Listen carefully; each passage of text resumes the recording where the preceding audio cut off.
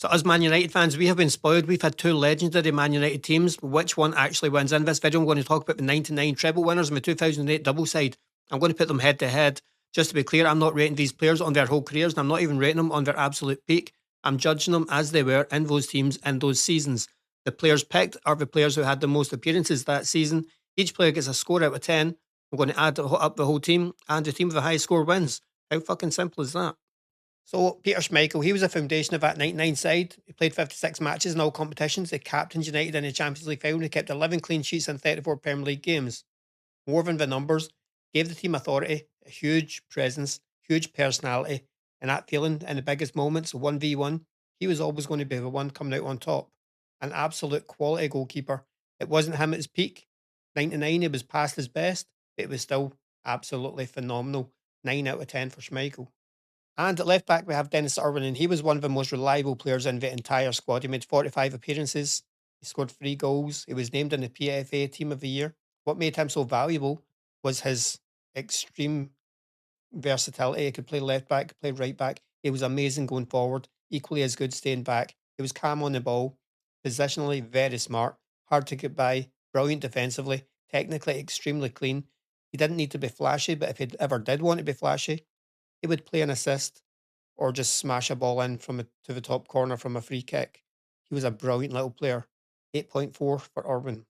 So at right back, we have Gary Neville. And he just provided structure, discipline, relentless consistency. He made 54 appearances. He was also named in the PFA Team of the Year. He wasn't there to be glamorous, but he was absolutely vital to the shape of the side, especially with Beckham ahead of him. That was a amazing partnership. He defended aggressively, he supported well, and he understood his assignment. He was a team player, a brilliant professional. 8 out of 10.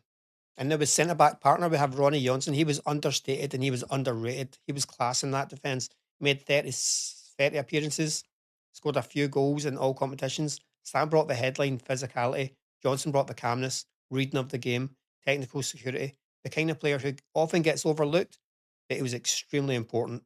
For Johnson for that season, 7 out of 10. Okay, at centre back, we have Yap Stam, and this is one of the clearest examples of what a world class defender looks like. He was absolutely outstanding in that season for Man United. Played 50 games, scored a goal. He was also inducted into the PFA Team of the Year. He finished 12th in the Ballon d'Or voting. He brought real defensive authority, power, recovery pace, aggression, dominance in his duels. He was an absolute monster defensively and a brilliant footballer as well. People feared playing against him, and no wonder. He was an absolute demon at the back line. 9.5 out of 10. Now on the left hand side of midfield, we have Ryan Giggs in that 99 side. He was absolutely phenomenal. Started 36 games, scored 10 goals. This version of Giggs still had that pace to run at people, to run by people. We all remember the goal in the FA Cup semi-final against Arsenal. That run in from his own box in injury time, stoppage time, extra time, whatever you want to call it. Just ran by an entire Arsenal defence and smashed the ball into the goal. He was phenomenal, but he wasn't just a dribbler. He could decide huge moments, and that's a massive weapon in this sort of lineup. Giggs gets an 8.8. Now, on the right hand side, we have David Beckham, and he had an absolute elite season. 53 starts, 9 goals. UEFA Club Footballer of the Year, runner up in the 99 Ballon d'Or, where he was absolutely fucking robbed. He was in the PFA Team of the Year. But beyond the individual awards, what made him special was a mix of world class delivery, intelligence, work rate. He wasn't just crossing balls, he was controlling games from wide areas, switching play, creating chances, and giving United a consistent source of quality from that side. Beckham gets himself a 9.5. Now in centre midfield, and we're going to start with Paul Scholes, and he gave United technical quality and intelligence in central areas. He made 38 starts, scored 11 goals in all competitions, and his goals weren't just normal goals, but they were not just tap-ins. This guy has a highlight reel of balls flying into the top corner from all sorts of places. He was a phenomenal player. He controlled midfield. He linked the game with the attack. He gave United another player who could hurt teams between the lines and up front. He was phenomenal. 9 point. I'm going to give him a 9.1 for Scholes. And to tie up the midfield, we have the captain, Roy Keane. He was the heartbeat of the team. He made 53 starts. He came in with 5 goals. He finished 6th in the Ballon d'Or rating. He gave United leadership, aggression, high standards, ridiculously high standards, total competitive control in midfield. But he made everyone around him play better as well. He dragged everyone up to his level. If they were dipping, he made sure they fucking got up there. He could set the tempo, he could carry the ball, he could impose himself technically as well as physically. He was a better footballer than most people give him credit for. In this 99 team, he was the absolute cornerstone. Him, along with Schmeichel, along with Stam, they made the backbone of this team and they were all equally just incredible. Roy Keane gets himself a 9.5, the best captain we've ever had. Now for the forwards, and we've got Andy Cole, and he had an excellent season. He was a major part of why the attack worked so well. He had 43 starts, 24 goals in all competitions. His movement, pace, his willingness to stretch defences constantly gave York in the midfield room to breathe, room to operate. He wasn't just a poacher. Later on in his career, he became a better player, and he made a great understanding with Dwight York. Part of the reason why these two are starting this team. It was a brilliant year for Andy Cole. He was getting on a bit, but he still got 24 goals. So for this season, Cole gets himself an 8 out of 10. And now for his tag team partner, we have Dwight York, and he was sensational in this season. He made 48 starts, he scored 29 goals, finished United's top scorer. He made the PFA Team of the Year. He finished 11th in the Ballon d'Or rating. What made him so good wasn't just the goals, it was his intelligence, his link-up play, his movement, natural chemistry he had with Coley. He made the whole attack feel fluid. It was just brilliant. Beckham could just cross the ball in there, knowing that Yorkie's movement would get him onto it. It was a brilliant season for him. So Dwight York gets himself an 8.6. Okay, so the 99 team, it was built on balance, leadership, chemistry. They had a brilliant spine. If you look at Schmeichel, Stam, Keane, amazing winners. Every one of them didn't let the standards drop below a certain level. And if it did, they dragged the fuck out you back up there. What made them special wasn't equality. It was a mix of control, mentality, big match characters. Look at that midfield. Beckham, Giggs, Scholes, Keane.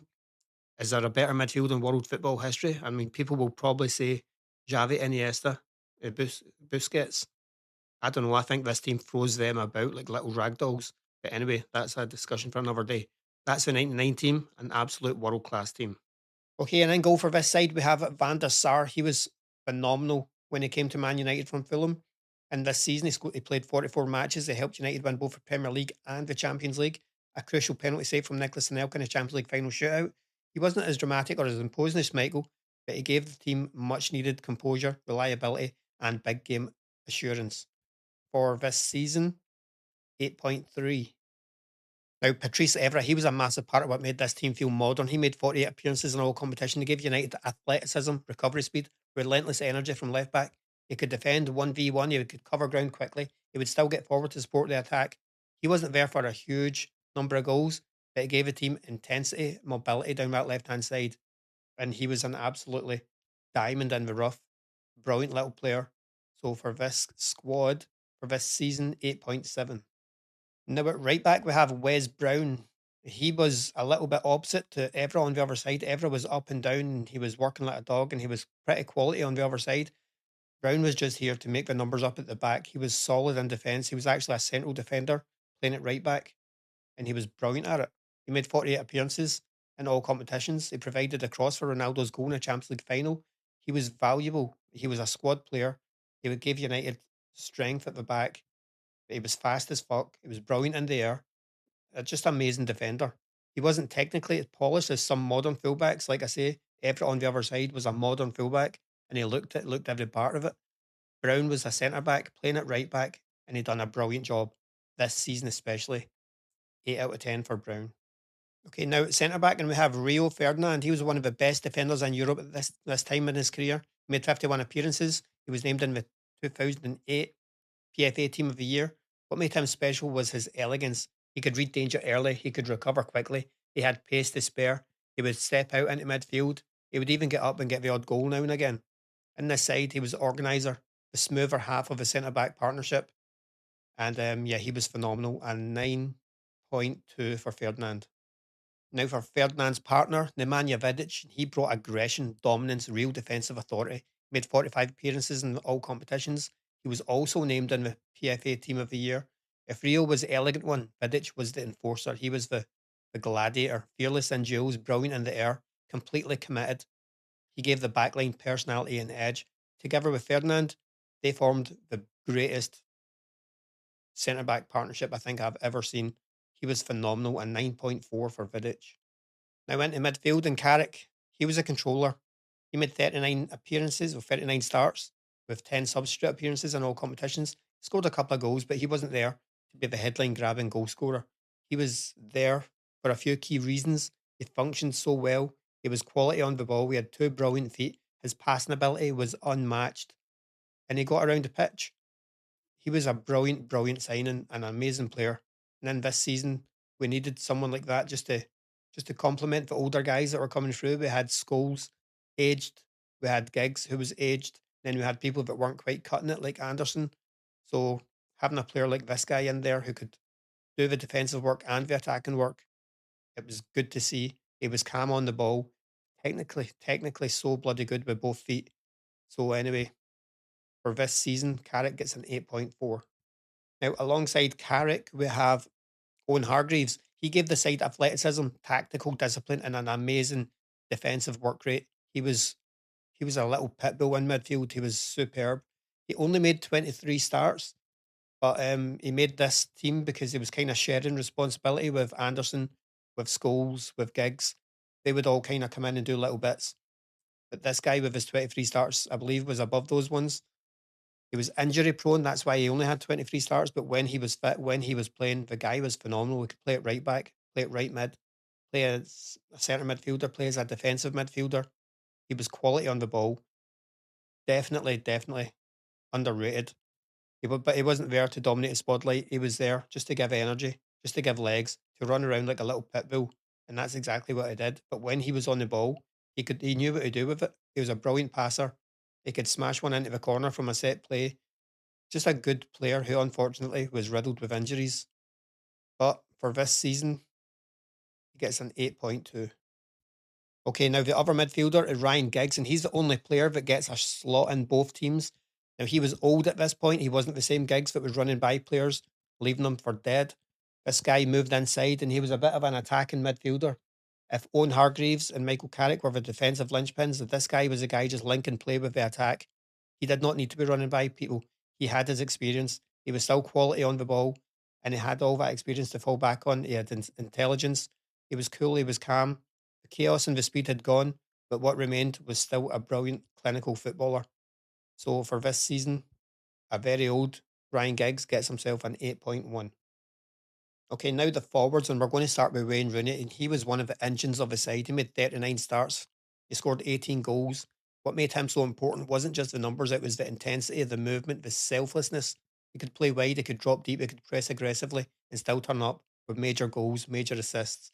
In this team, he wasn't always the centre star because Ronaldo was in this team and he was the star. But Rooney's all-round game gave United a level of aggression, flexibility, and quality that very few people could give.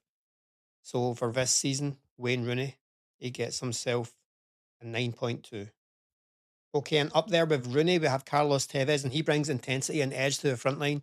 He made 39 starts, he scored 19 goals, but he wasn't just there for finishing moves.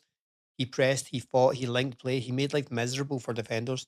It was a front three that was probably the best there's ever been for Man United anyway, maybe the one of the best in the world in history. This front three was absolutely phenomenal. And Tevez, unfortunately, was a part of that. I know he went on to be a little bit of a scumbag, but for this season, he was absolutely incredible. And he gets himself an 8.9, grudgingly. Okay, and last but not least, we have Ronaldo. He was a game breaker. He was the biggest individual star on the pitch. He was the biggest star on the planet. He made 46 starts. He scored 42 goddamn goals. He won the Ballon d'Or. He won the PFA Players Player of the Year. He won the Football Writers Footballer of the Year. He made the PFA Team of the Year, obviously. This wasn't just an absolute diamond. This was somebody going on to become one of the greatest players that's ever played. He wasn't peak Ronaldo yet, but that was coming. The Real Madrid fans are so fucking lucky they got it. But they got it because he was at Man United. He played under Ferguson. He played with Rooney, and they let him become what he became. He had pace. He had power. He had goals. He could get up in the air and score with his head, left foot, right foot. The guy was just the perfect clinical finisher. So yeah, an absolutely unbelievable season for Ronaldo, winning everything that he could possibly win. 10 out of 10. So that's your 2008 side, and just look at that defensive partnership, Rio and Vidić. They're going to give anybody a chance to win. They were absolutely world class, the best at that time. And then up front, you've got another dominant group. You've got Rooney, Ronaldo, Tevez, elite, absolute elite forwards, every single one of them. We know what Ronaldo went on to do. Rooney was Man United's greatest goal scorer, and Tevez, well, he turned out to be a rat, but he was still absolutely phenomenal in that season. Just a mix of leadership, quality, work rate, aggressiveness, dominance, a will to win. It was just a perfect lineup. So when you add it all up, there's barely anything between the two teams. The 99 team finishes on 95.4, the 2008 team on 96.4. And that's extremely understandable when you look at the 99 team. It had a better midfield, the combination of Kane, Scholes, Beckham, and Giggs. It gave control, balance, huge quality. The 2008 team had a better forward line by far. Rooney, Ronaldo, and Tevez just had everything you could want in a forward line. Defensively, there was nothing much in it. So in the end, it was incredibly close, but the 2008 side just edged all over. So yeah, there you go. Argument over. Stop talking about it. Okay, now just to finish off, this is a combined 11 based on the ratings purely in this video. It's not a best of, it's not anything specific. It is literally the best 11 players rating wise in this squad. And as you can see, the 99 midfield is much stronger. The 2008 forward line is absolutely undeniably stronger. And the defence, it takes some from both. So yeah, there you have it. How good would that team be, by the way? I mean, I know Man United fans recently don't like 3-4-3, but what a fucking team that would be. I would pay to go and see that. Anyway, thanks for watching. If you did, like and subscribe if you haven't already, which most of you obviously haven't. So yeah, come along for the ride.